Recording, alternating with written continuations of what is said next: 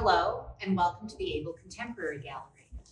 I'm extremely pleased to be joined today with Allan Servoss.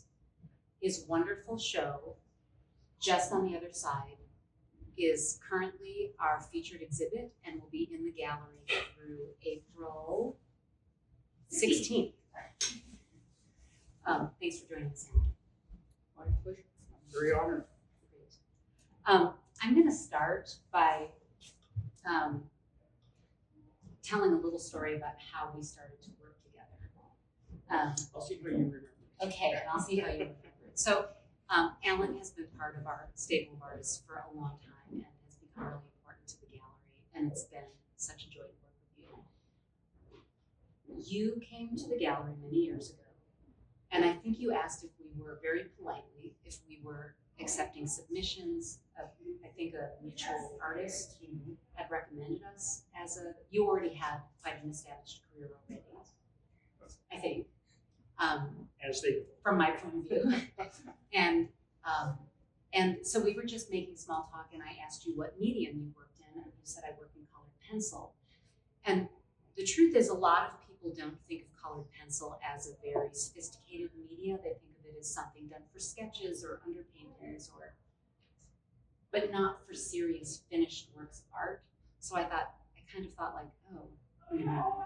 And then you either left me information or I looked you up online or something after that. And then when I saw what you were doing, I thought, wow, colored pencil.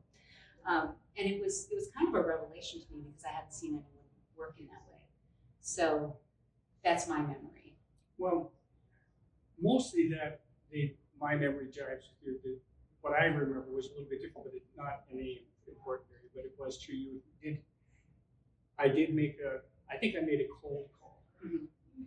And my wife and I had been through the gallery. This is when we were over at Paola. Yeah.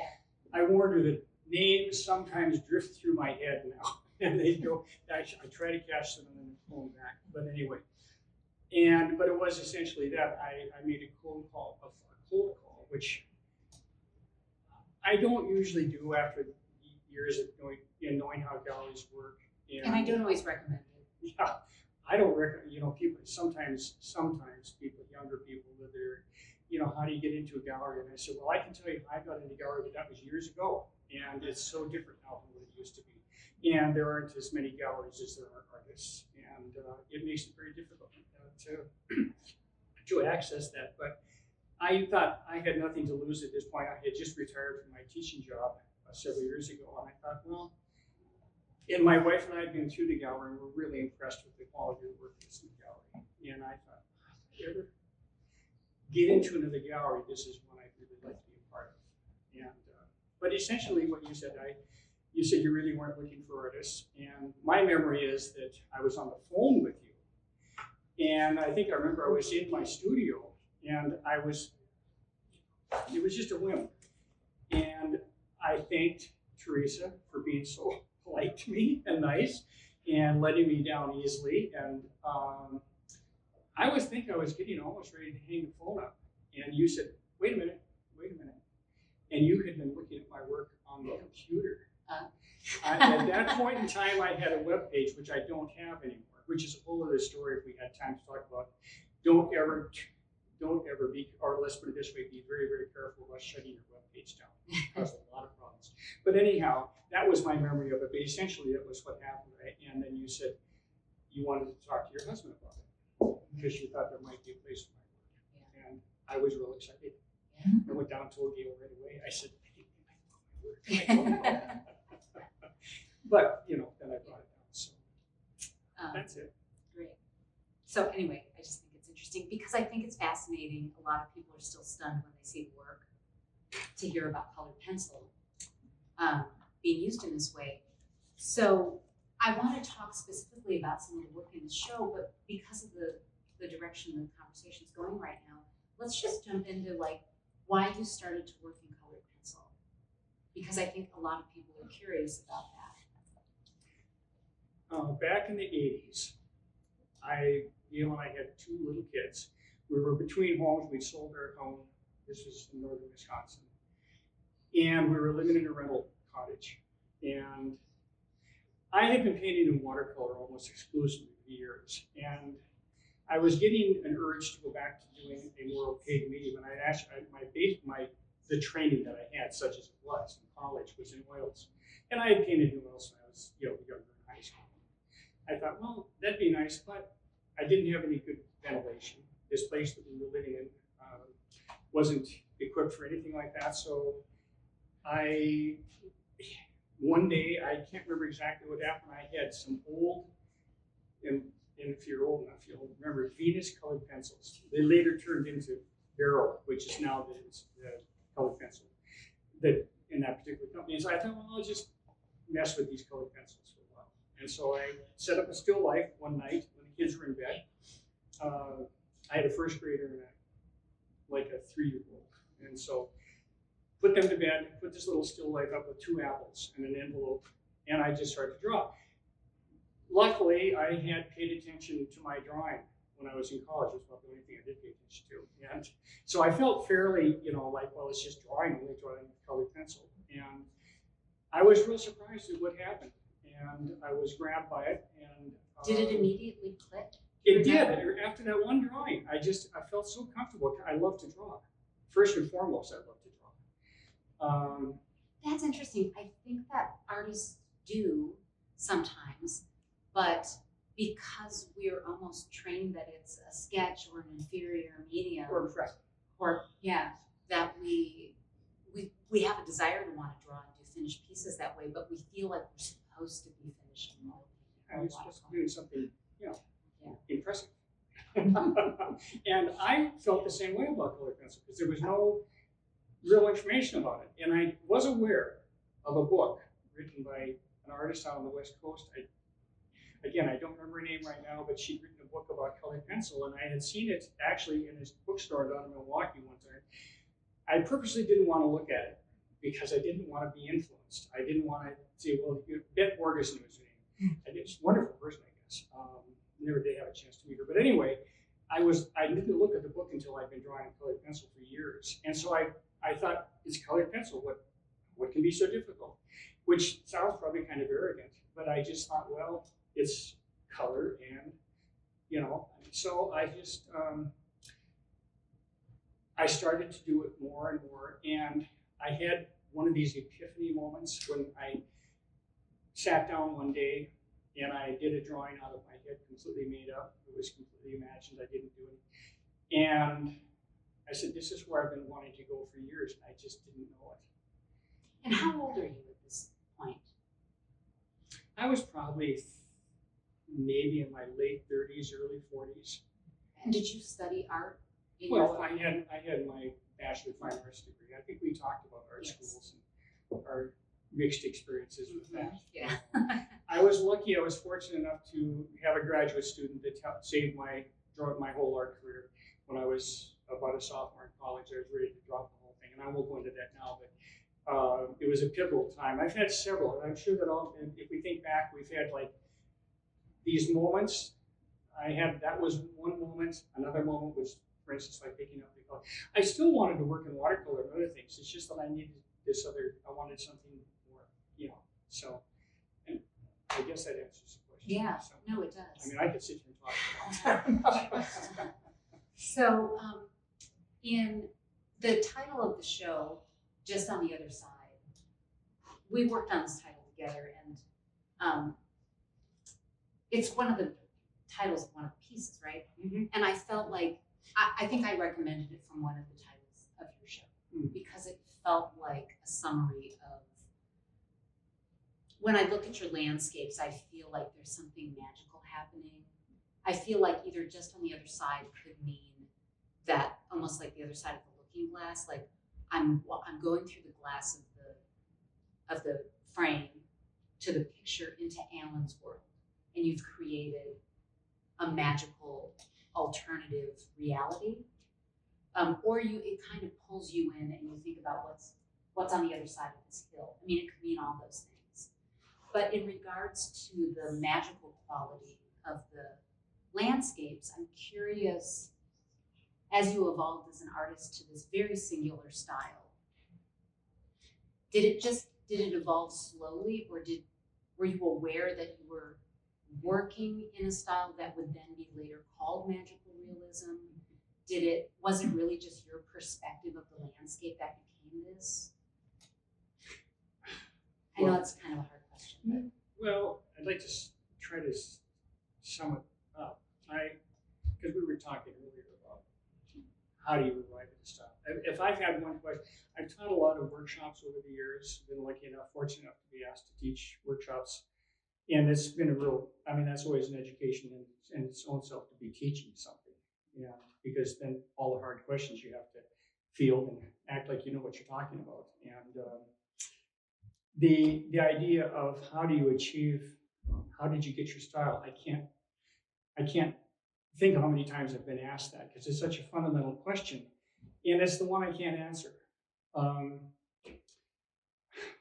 The medium might have something to do with it, because my watercolors are much different. They don't. In fact, you would be surprised to see that the watercolors that I do are the same person that did these. But I use that as another way to get away sometimes from the one, just because you can get absorbed so much in a particular medium that it can almost be, I start to feel like this. And so the watercolor, I can start sloshing the paint around. So it's a different thing, but like it's reminding you to experiment as an artist. yeah, and exactly, and it's to kind of get a breath of air from something else. And I also work in the medium of casein, which I just picked up about actually when I quit teaching. My caseins are a lot more like my drawings. Okay, so just to pause you, I'm thinking about people watching this. A lot of people don't know what casein is, so really briefly. Casein is just like any other paint. It's like acrylics or oils or anything else, but they use the casein. It uses the casein, which is farmers always know exactly what I'm talking about. Yeah, because they say, "Oh yeah, comes from cows." Right. It's a milk byproduct. It's a very old medium. Goes way back to, I guess, Roman times. It's very permanent. I find it very difficult to work with the way I work, but it's got a lovely odor. But it's just like, it's a water-based paint, and it was probably the go-to paint for a lot of commercial artists before the advent of acrylics came along in the early 50s. Most, because it dried very quickly, and it was that and gouache, which is opaque watercolor, they're very similar. It also has a lot of similarities to egg tempera, but again, there's another water-based medium that uses the egg as the vehicle, and the casein. So that's really, does that answer the question? Yes, clearly? it does. Clear as mud? Yeah, no, that was very good. So back to, I'm sorry. Okay, anyhow, what was I saying about the style? Oh yeah, I have tried myself. I didn't realize that my interest in landscape went way back to when I was in high school. My mother kept a few of my pieces, and some years ago, I was asked to do something that traced my evolution as an artist, which I just never thought. That sounds lofty. And I realized, though, the one thing is that I've been interested in landscape. Even when I was in high school, I was doing landscapes of one sort or another. I've always been kind of compelled, wherever I live, to just, I don't know, I really can't explain it. It's something I've always been drawn to. I've done figurative work. I've done portrait work in the past. Most of us, artists have been in it for long. And I keep coming back to the landscape.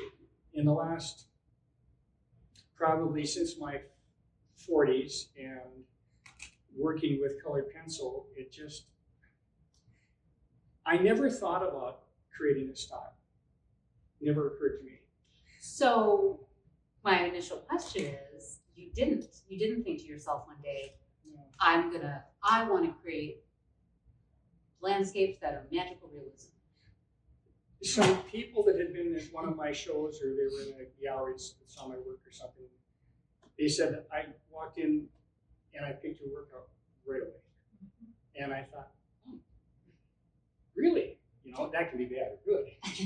You mean they let this guy in here? No, but and then I started to think, I started to see a thread that was going through my work, but it was really unconscious. And I've never tried to do something different. I was never concerned about that. I just wanted to draw. Yeah. And I loved the feeling of sitting down with a fresh piece of paper and seeing this big chunk of white. I don't want to get too carried away, but the way I work is integral to, I think, what I'm doing. I start in one corner. I usually don't have an idea in mind. Once in a while I'll have a vague, I've been walking in the woods. I live in an area where we have about 10 or 12 acres of land, and it's out, plus I'm just driving around Wisconsin. I'm from Montana originally, by the way, too. So it's, the Wisconsin landscape has just captivated me, especially the driftless area. And I just usually start at one point and I just start drawing, and I draw very gesturally. I don't do a lot of fine work. People say, well, your stuff is so detailed, and it's really not detailed at all. It's it's always suggested. I'll maybe put a splotch. If you look at it very closely, you realize that it's, all over the place. And I'm drawing like this, and all of a sudden I'll overlap a couple of different colors. I tend to work in complements a lot, and analogous color types of colored, what's the word I'm hunting for? Colored palette, thank you. And as the colors merge and blend, I call it reading clouds. I start to read, the clouds start to talk to me, and I start seeing shapes come out that are recognizable shapes to me, and I go with it. And you just let that inform the rest of the composition. So for instance, with this piece, just so you start out and you have no idea that it's going to look like this. The only thing I knew it was going to be vertical. Yeah.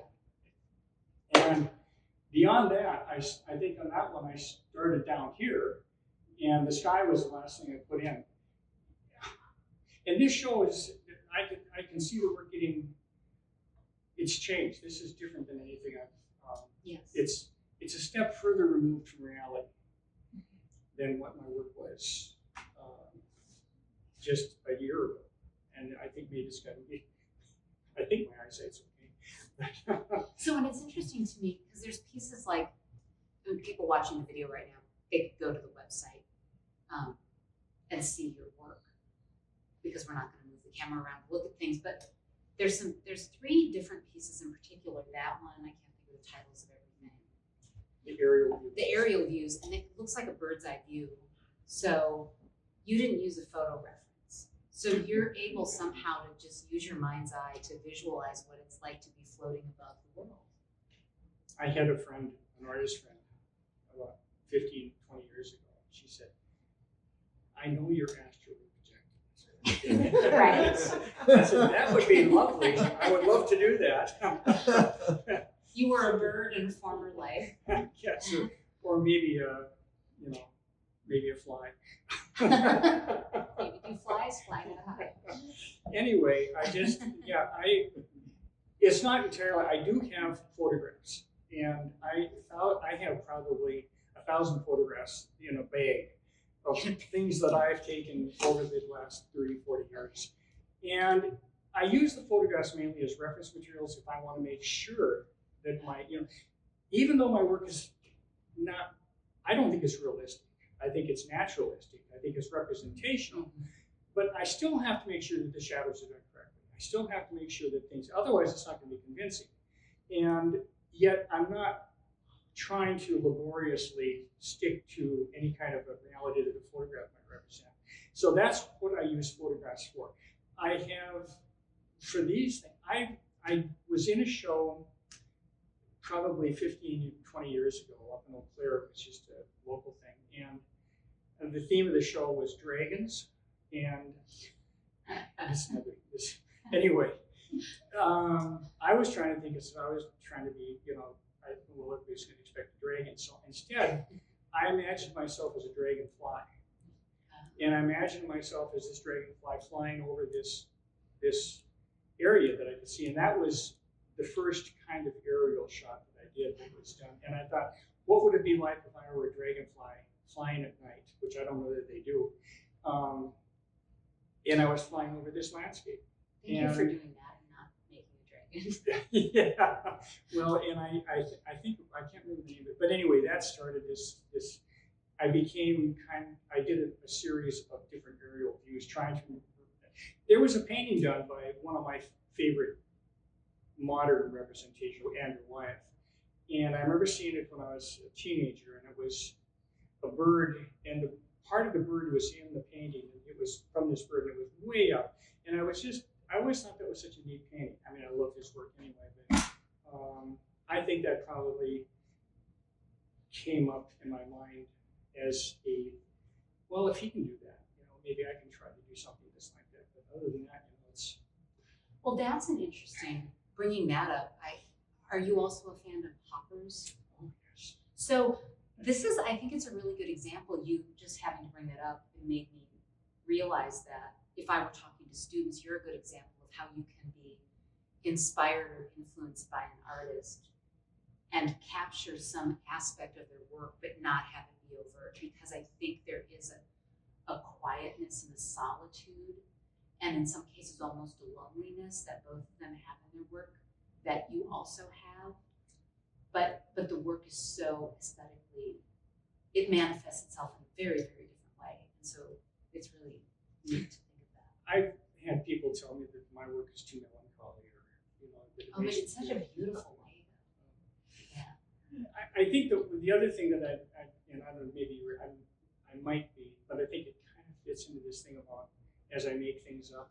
I learned that very early on in watercolor from an instructor. When I first started my watercolors out, I was like about 30 years old or something. I started, and it was in a rush. And I was living in Florida at the time. We had just come back from living in Australia for a couple of years, and I had this idea that watercolors were supposed to be done the way Edgar Whitney did them, and he drew everything out. And he was really good at it. That was great. And so I thought, well, this is the way you do it.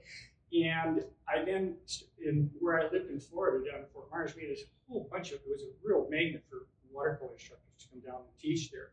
So I had lots of chances to go to all these famous artists that were, Lee Weiss was down there at one point. And I went to this one guy, Alfred Tulane, and I was one of about 4 people in the class. It was one of those, for me, as it turned out, they were going to cancel, and he just said, no, we'll do it. And I won't go into it except for the fact that when he did the demonstration, he had this 30 by 40 piece of paper, huge piece of paper. I've never seen him use anything like that. And the first thing he did was he just kind of looked at it and he squirted a tube of paint in the center of it. And then he smushed his hand through it, kind of started doing this, incline it, and then he had a big wide brush and he'd throw water at it. No, anyway, after about an hour, this absolutely stunning landscape came out. And I said, how did you do that? And it was just like it unlocked this, it gave me permission to not be a slave to the prep drawing, to doing that. And the other thing that I learned in those days that was really pounded into me, and I went to quite a few workshops for several years, and I never went to the same, I tried to avoid going to the same person twice because I wanted to get different people. But the importance of composition, the importance of the elements and principles of design. And it seems to be the one thing that so many people, when you start bringing them up, they kind of go, oh no, this starts starting to sound difficult and boring. And to me, that's the one thing in my drawings when I work, as I'm working, is I'm paying attention all the time to all the elements and the principles of composition that I can call upon, because placement, guiding the eye with color and the shape, form, the texture, space, all these different things, how I put them together, even spontaneously as I'm making them up. And I alter a lot of things as I'm going along. It's not like I don't use an eraser. I mean, I have learned a lot of technical tricks over the years. You're just saying there might be mistakes on these. The mistakes that turn into to do well. That's another thing too, and I'm sure Teresa and anybody out here who's doing art, you turn the mistakes into positives. It doesn't always work, and that's all part of the learning process. But the mistakes become, sometimes the mistake will guide me into a whole new idea about where I'm going with the piece of work that I'm working on. I turned them upside down and worked on them. And over the years, because I've worked with it so much, I've learned how to manipulate the medium so that I can do an awful lot of changes as I go along. Ideally, it'd be perfect if we could just get the first one to be successful. Right. You know, every once in a while you get one of those, but it's a lot of work, but it's fun work. I mean, it's all part of the whole thing. It's getting engaged. So I not maybe just because it's right behind your head, because I'm looking at you while we're talking, but the piece with the house in it, it's reminding me that that's another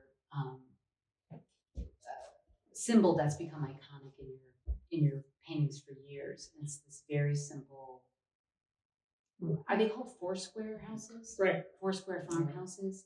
And that's always, it's in that painting, it's been in your paintings for years. When did you include that farmhouse, and why is it always that same style? I think I started, even my watercolors years ago, the Foursquare popped up. I found, when I moved out here from Montana right after college, there were two things that I really noticed. One with the silos. Don't have silos in Montana like this. I thought they were all observatories. I said, people in Wisconsin are really into astronomy. What a bad thing. I saw all these things that looked like, telescope. And so that's how silly it was. But anyway, the silos and the Foursquare houses. Now, we have Foursquare houses out in Montana, but there was something about the clarity of these shapes. They're up against a woods or something, and they were usually just, maybe some pillars or a porch or something like that. And what I did is, over the years, I still sometimes use some of the other architectural elements that are in a like a Foursquare house, a porch, and things like that. Often, it just becomes this sort of a monument, and it's definitely a compositional device. I'm not, I like to make, the window being lit gives a sense of mystery to it, or like what's going on, that it's not completely abandoned, but it's just an element that has, I'm using it less and less than I used to. I mean, if it's appropriate and I'll call upon it. There's another old house that I use occasionally in a drawing, and it's a house that actually exists. It's under a bridge up in Chippewa Falls. And it's an interesting kind of— Under a bridge? Yeah, I don't know why. They built the bridge over this house, they never moved the house. And I discovered it one day, and I took a couple pictures of it, and occasionally that house, because it's just kind of an interesting old house. But there's very little detail, there's very little, it's just more of a, it serves the same purpose that any other element in the drawing might. I think it's in that long, narrow one, that kind of a dreamlike thing over there. It becomes a place for the focus, and I don't know. I've never analyzed it too much. Well, I have. And then, have you ever had humans? Sometimes there's birds in your landscapes. Because I feel like even though there aren't humans, I feel like there used to be little people sometimes, right? But I feel like even when there aren't people, there's a sense, maybe it's just simply being the viewer, but it's the absence of the people is very prevalent, or the idea that there's someone there viewing it besides yourself as the viewer. Does that make sense? Yes. And I think that in my earlier drawings, colored pencil drawings, back when I was, first 8 or 10 years I was working it, I used people a lot, and I put figures. I felt that they were a little bit illustrative after a while, and the other thing is that I just felt there was a subconscious effort on my part to start eliminating the human in an actual form. I don't know, maybe it was reaction to feeling that we're being overpopulated or something. No, there was nothing.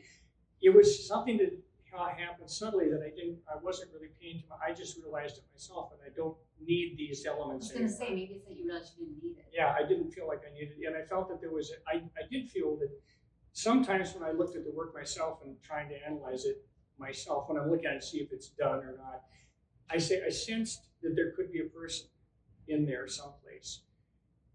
Just suggested that I'm walking through this scene. Maybe it's because they're rural. They're rural scenes, but they're not wild. Like, you know that there's humans there because Well, they have corn. they're cornfields, or they're manicured in some way. Yes, The yes. trees just didn't grow like that. In that, like, you know that humans have I'm the arborist. altered. Right.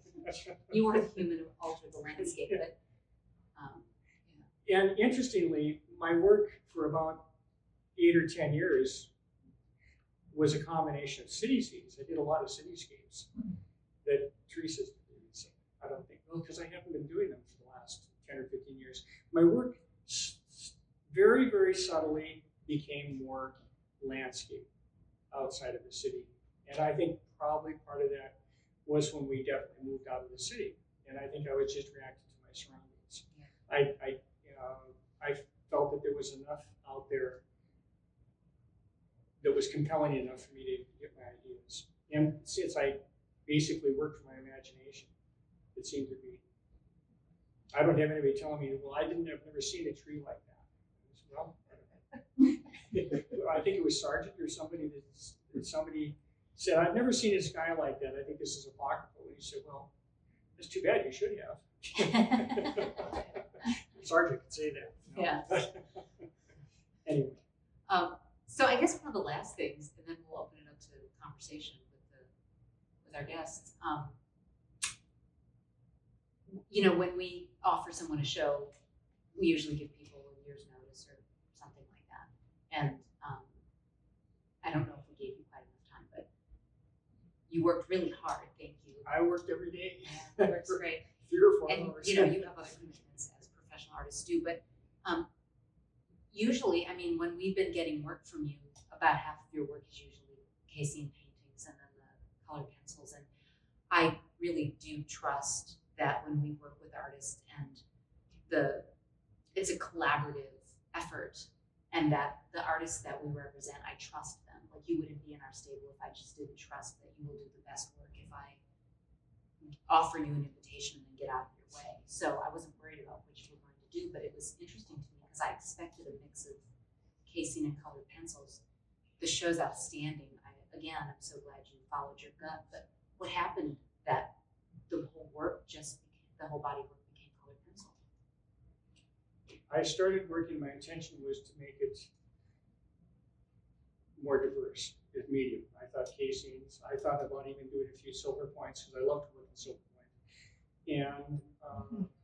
And the colored pencil I knew I'd be.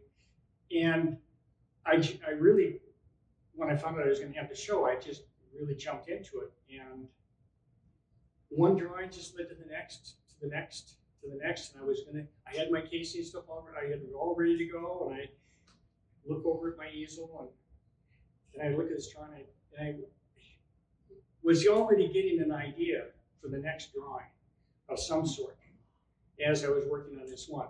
You know, as some sort of, even though that drawing maybe never got done, because probably at the time it got done, it already changed. But my mind was, and I realized when I got about 10 or 12 of the pieces done, that this was just where I was going with the work. I didn't have a choice in the matter. I mean, I had a choice, but I didn't really have a choice because I was kind of chalked a bit to get to the next one. And the paper was there and the pencils were there. And, anyway, so I guess it wasn't, I didn't plan it that way at all. As I got through this, as I got further in, I thought, in a way, this is good because it'll give a sense of a thread going through all of them. And because sometimes we're drawn to a piece, pun intended, we're drawn to a piece because of the media, it's intertwined. This is not going to be, it's colored pencil. That's what it's going to be, you know, for better or for worse. And just as an aside, because we were talking about it not being, you were saying something about it not being taken as a serious medium. And I think it never was with the advent, as I was starting to work on colored pencil, I didn't know that there was also a whole bunch of other people out there in the world that were working in colored pencil. it's one of these synchronous events. It's odd how that happens sometimes, but this really truly was. I was teaching a class up at Door County at the Peninsula Art School, and I heard this woman talking out in the in between. It was the two buildings, and I was teaching a watercolor class, and she was really talking a lot, being quite loud. And so I was curious about what she was doing or talking about. I went out during the break, and I, what is it? She was talking about colored pencil, and I had been doing some colored pencil, showed a little bit in the Minneapolis area, but not much. It was too familiar to me. And I found out who it was, Vera Kurnow, who she said, I'm going to start a colored pencil society. And I said, oh, great, another art society, that's what we need. And I really wasn't interested, but I was interested in what she was talking about. And I was really interested in the fact that there was this whole other movement kind of going on about this medium. And so I thought that was the end of it. And then a couple of years later, she did indeed start the colored pencil. The reason I talked about this is because it brought it out to a larger group of people who really had never thought about colored pencil. And it's been around for 4 or 5 centuries. I think there's Durer had some colored pencil work, probably nothing like what we're doing now. But and the quality of the medium has gone up. It's very, very permanent. It's light fast. It's non-toxic. You don't have to worry about cadmiums and poisonous things. I mean, I'm always kind of conscious that I've always got, whenever I work with paint, I've always got cadmiums and manganese and things like nasty stuff I have to think about. And with colored pencil, and it's like I say, it's quite permanent. The only thing I see, the dangerous thing that I've noticed, dangerous, I say that, shows you how I feel about what I'm to say. But I think that the point of the pencil is what gets a lot of people in trouble sometimes. And unfortunately, I think colored pencil has gotten a kind of a bum rap in a way. People have only seen, it lends itself to doing very intricate work. And I don't like doing that. And so I use it in real broad strokes. I do it very gesturally.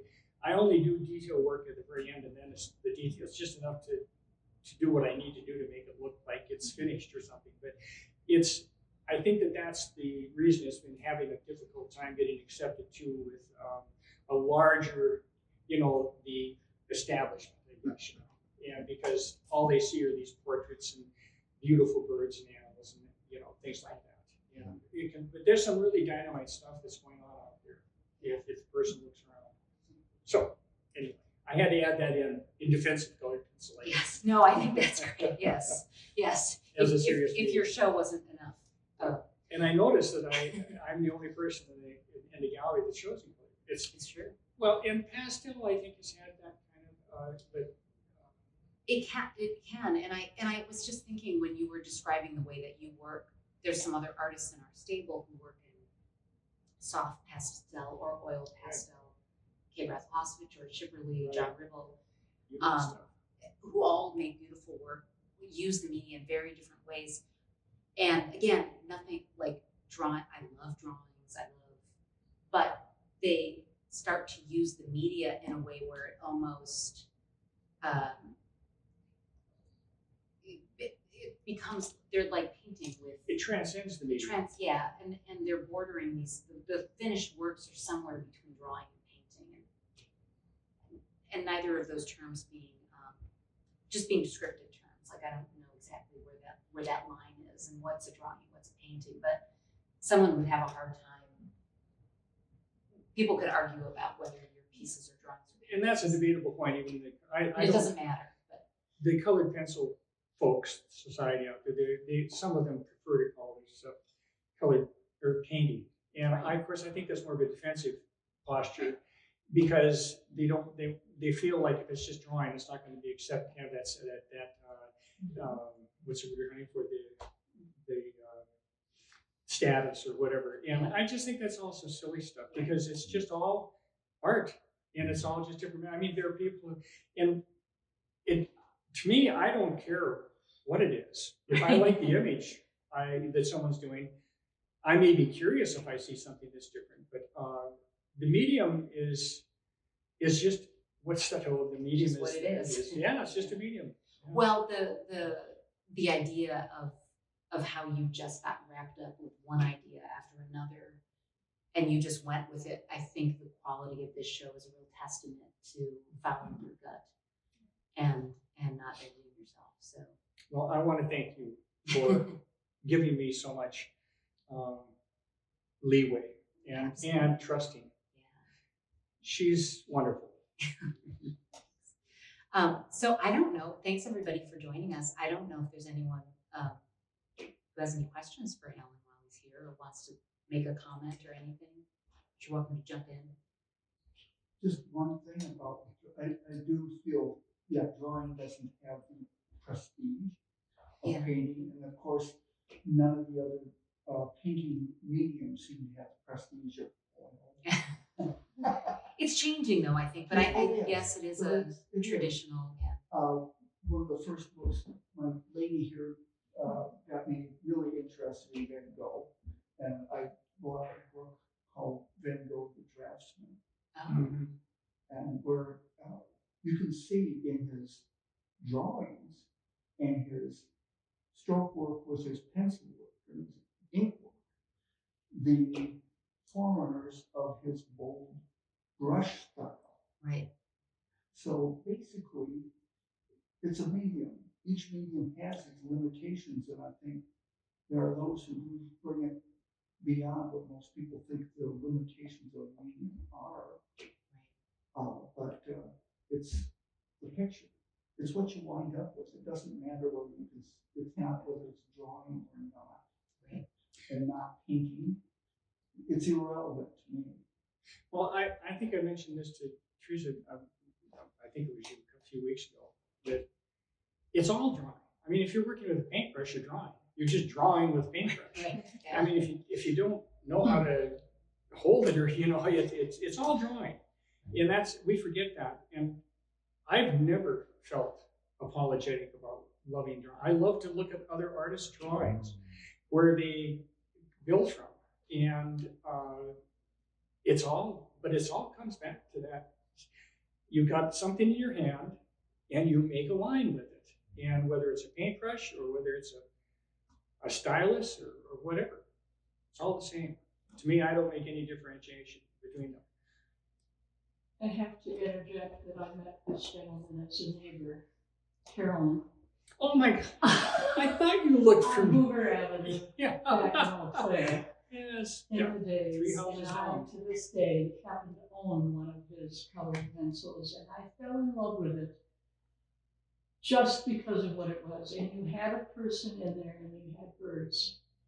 But I love it, and I just want to say something about the artist, the person. Yeah. I could not afford it. I said that to Allan, and he said, well, you have a job, don't you? He knew I was a teacher. That sounds like. And he just had me pay X amount per month, and I now have this awesome, and I intend to buy another one. I love your work, and there's something about it that just draws me in. And even some of them, I think of Trempealeau County and the bluffs along the Mississippi. I don't know if that's all the journalists, but it's just such a joy to see you. Sorry, I'm kind of embarrassed that I did that. Well, you're No, embarrassing. that's You're making great. me No, embarrassed. Oh, I've got, It's so nice to see you. It's I- wonderful to see you. I kept glancing over it when I saw that. She looks familiar, and I just can't. But it's been a few years. It's been a long time. Well, thank you Over so 20 much. years. Thank you so much for coming. Oh, And I'm glad you're still enjoying. Artists don't very often. My work sells from here to another, and you don't know where the work is going. You don't meet the people that are buying your work. You don't know where it's going to end up. Or you talk to them at the opening, but you never But you really don't. see Yeah. them again. Most of I don't know, and to know where a work is, and that the person especially is still enjoying it, that they haven't, put it in the Salvation Army or something. It makes you feel. Never seen one Yeah. of yours at Salvation Army. So But it's wonderful too to see how your work has changed. you've seen the change, haven't you? Yeah. And but I'm just in love with that horizontal one there of the house, and now that you've explained the Yeah. theme of that house, so Oh, the blue one. yeah, the blue one. I was going to call that "It's All a Dream," but then I thought, that's a little obvious. But it is sort of I didn't really dream that, but it does have a kind of a dream-like it's something. Are you still doing like the smaller, when you were in Paoli, I remember you had, I think it was several pieces of your work. And I walked in and there were these maybe 12 by 12 inch, there was a set of 4 pieces. And it was your work and I wanted them. And then I went back the next day and they were gone. Are you still doing the smaller? Occasionally. It's hard for me to work really small. I bet it is, because these are just. I'm betting we had a small works show or something. You did. I probably sure. like said. And you haven't done that for a while. Yeah. You know, the small work show. I probably did that. I find it really difficult to, you'd think that it would be just the opposite, but the smaller it gets, the more, because again, I'm used to doing this, and then I have to start doing this. So It's amazing to think, because you don't look at these and think that No, there's someone I just. can't even conceive that you start out with big strokes. Well, the fact that you're talking about detail only at the end, I'm going, no, it feels like it's so detailed. Right. Especially, I'm looking at this, the lower part of the center one, Just and it's, and I just, it's so beautiful, and it's hard to believe that that wasn't like the detailed They drawing didn't have from the multiple start. sketches beforehand, and Yeah. Well, there's Yeah, so I'd like to see, that would sound, I'm not a very good planner. But it all comes down to, again, to composition and the basic elements. It's really, well, and that you studied and practiced and all of those things and it's a continual are a learning. foundation for you. You can't. And it's an ongoing process. It's ongoing all the time. I never take anything for granted. You know, it's. But as I told Teresa before you spoke, I came because I wanted to ask, why colored pencil? I've worked in so many mediums, but colored pencil has not been anything I really took seriously, and this discussion about it really enhances my own understanding. I love drawing, but I always feel like even my best drawings are just a beginning for something else. And increasingly as I've aged and can no longer stand at a canvas for 4 hours, that's more and more what I do. So thank you for giving me a different. So now you have Think about license drawing. to draw Yeah. and that be the finished That's thing, it. and maybe go get yourself some colored pencils. Yes, maybe. I have them. Oh, good. Well, you don't. Do I use Now you have no excuse. It's interesting. I saw a special on David Hockney. I don't know if you're familiar with David Hockney, but it was some years ago, 8 or 10 years ago. And the gist of it was that Hockney had decided to leave his figurative work alone, which is what he became very famous with, and rightly so. And he decided to do a series of landscapes. And it was quite funny to me to hear this man who was discussing the work, I don't know who he was, discussing the work, and how David Hockney, because it's David Hockney, had salvaged the art of landscape single-handedly. They were all pencil drawings. Oh. And they were beautiful, and they were very, very free, and and I thought, wow, those are really great. And I love David Hockney's work anyway, and I've watched his career as the years and how he's changed. But then to think he's going back to the pencil, and they were finished. This is what he was having this show of his work. There were all these colored pencils, very gestural, beautiful graphite drawings. Wow. And I thought that was pretty neat. Do you think some of it is the zen? I'm sorry? Do you think some of it is the zen of colored pencil? See, I love that repetitive when I'm doing it. So you work in colored pencil. Yeah, I've done a little bit of everything, Okay, good. but not a lot of it. She was my student teacher All right. many, many years ago. Yes. Seriously, how wonderful. Long time ago. Yes, it was a wonderful experience. It was. And he got me a job right away when there were 300 applicants for every job, and I And I- retired after 25 years. And I said that Bonnie Lynn was the one student teacher. I had a lot of student teachers. Said this was the one student teacher I would feel completely comfortable walking out of my classroom and never having to think about it because I knew it was in good hands. It was the love of my life, and thank you for letting me do that. That's so great. He was a wonderful mentor. Teacher, he was a wonderful elementary art teacher. Both of my kids said, say hi to Mr. Servoss. Oh. They're 50s, they're 50 years old. So the Zen of colored pencil? Pardon? The Zen of colored pencil? Well, it's the Zen of drawing, actually, Zen. isn't it? Right. Yeah, right. There's that. I can't remember his name, but yeah. When you start on a drawing, like you say, if it's vertical or horizontal, you don't know really what it's going to look like finished. But when you start, do you finish it or you do start from else next week? I usually, if I understand your question correctly, I usually work on one piece at a time. Occasionally, I will jump ahead and start something else, but usually that's more with paintings because I'm working on maybe 2 or 3 paintings at a time because I'm letting them dry, especially casein, and it has really tricked me up a lot. And but with the drawings, if I start one and then once I get to a certain point, I go to the finish line with it because I get the next mark I make compels me to make the next mark I make, which leads me sometimes where I'm not really sure where I'm going, but I get so into that one drawing that it takes all my attention pretty much. Is that what you were kind of asking? And then how long do you think maybe that middle one took? Oh, I don't even. My process of, and I don't know about, I've never watched Teresa work, but for me, the drawing part, the actual application doesn't take all that long, depending upon the size of it. The bigger ones take more time. But then the process slows down, it gets really slow, and then it's a matter of me putting the drawing aside where I can see it when I can come up to the studio for the next session. And then I may have started, I will have the drawing in a place where it's pretty much finished. But I know that there's still some things I need to live with the drawing for sometimes a month or two, or not just a drawing, a painting too. I've been known to go back and work on them, when they come back from shows. I see something else and I take it out of the frame and I do something to it. But realistically, I don't keep track of the hours. It's kind of laborious, but it's so mesmerizing that I really don't pay much attention to it. I just, they're finished when they're finished, and I never think about the time. I suppose we're out of time. Anything else before we?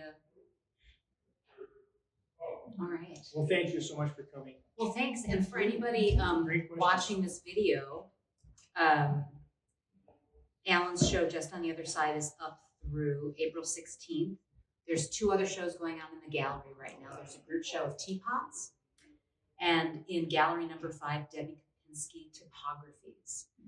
Everything's available on the website, abelcontemporary.com. Allan, thank you. Thank you. It's been a joy talking to you. The show is exceptional, and thanks for joining us today. Thank you.